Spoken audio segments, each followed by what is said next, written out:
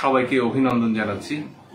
একটা বড় বিজয় হয়েছে আমাদের, স্বৈরাচারের পতন ঘটেছে। সারা দেশের মানুষকে অভিনন্দন জানাচ্ছি, যারা আনন্দ মিছিলে যোগ দিয়েছেন, যারা এতদিন আন্দোলনে ছিলেন তাদেরকে অভিনন্দন জানাচ্ছি। একই সাথে স্মরণ করছি যারা প্রাণ দিয়েছেন, সর্বোচ্চ ত্যাগ করেছেন এই মহান অর্জনের জন্য। আবু সাইদ থেকে শুরু করে যে অন্তত 3 শতাধিক, জানি না আসলে কত সংখ্যা, তাদের সবাইকে আজকে শ্রদ্ধা ভরে স্মরণ করছি। এই মুহূর্তে বেশ কিছু দুশ্চিন্তার খবর আমরা পাচ্ছি।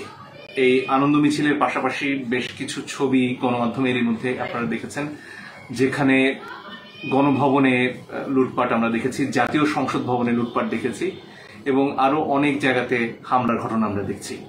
সংখ্যালঘুদের উপরে হামলার অভিযোগ আমরা পাচ্ছি, অনেক জায়গায় হুমকির কথা শুনছি।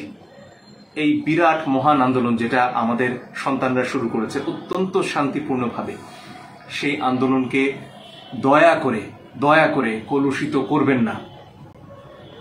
এই আন্দোলন একটা বড় অর্জন এবং সামনে আরো অনেক কিছু রয়ে গেছে।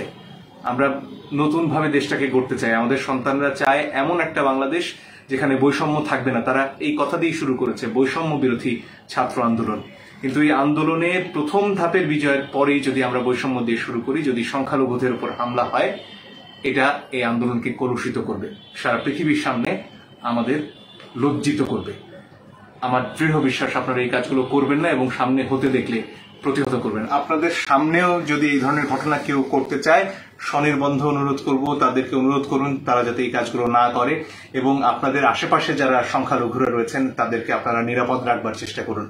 এর পাশাপাশি ছাত্ররা যারা এই আন্দোলনের সাথে জড়িত ছিলেন তাদের কয়েকজনের সাথে আমার কথা হয়েছে। সবার সাথে এত মানুষের ভিড়ে যোগাযোগ করা সম্ভব হয়নি, কিন্তু তাদের তরফ থেকে ওই একই অনুরোধ বারবার করে জানানো হয়েছে। তারা বলেছেন আমাদের দেশের হিন্দুরা, খ্রিস্টানরা, বৌদ্ধরা, সংখ্যালঘু যারাই রয়েছেন তারা আমাদের ভাই, এবং তাদের অধিকারের জন্য আমরা সবাই লড়াই করব, এবং আজকে এই বিজয়ের মুহূর্ত তাদের ক্ষয়ক্ষতি দিয়ে যাতে কোনোভাবেই কলুষিত না হয়, এই আহ্বান ছাত্ররাও জানিয়েছেন। এর পাশাপাশি যে অন্তর্বর্তীকালীন সরকারের কথা আসছে, এই ব্যাপারে তারা বলেছেন ছাত্রদের সাথে, এই বৈষম্য বিরোধী ছাত্র আন্দোলনের নেতৃত্বের সাথে আলোচনা ছাড়া কোনো ধরনের সেনা সমর্থিত অন্তর্বর্তীকালীন সরকার তারা মানেন না। তাদের সাথে আলোচনা হতে হবে এবং অন্যান্য অংশীজনের সাথে আলোচনা করেই আসলে একটি অন্তর্বর্তীকালীন সরকার গঠন করতে হবে, যেখানে আসলে যে বৈষম্য, যে দুর্নীতি, যে অন্যান্য সমস্যা, সমাজের যে সংস্কারের দাবি, রাষ্ট্রের সংস্কারের দাবি আমাদের ছাত্ররা তুলেছিলেন, এবং যে দাবি আদায় করতে গিয়ে তারা জীবন দিয়েছেন, আমাদের মনে রাখতে হবে বুক পেতে তারা জীবন দিয়েছেন, সেই দাবি পূরণের শুধুমাত্র প্রথম ধাপ আমরা অতিক্রম করেছি। স্বৈরাচারের নিপাত হয়েছে, কিন্তু বৈষম্য মুক্ত সমাজ এবং এই স্বৈরাচারকে যারা টিকিয়ে রাখতে দীর্ঘদিন কাজ করেছে তাদের যে এটে বসা ব্যবস্থা, সেটার বিরুদ্ধে কিন্তু ছাত্রদের লড়াই, এবং ছাত্র জনতা যারা গুলির মুখে নেমে এসেছেন তাদের দাবি আদায় করতে, তারা কিন্তু এই দাবি আদায় না হওয়া পর্যন্ত ঘরে ফিরে যাবেন না, এটা সবাই নিশ্চিত জানতে পারে।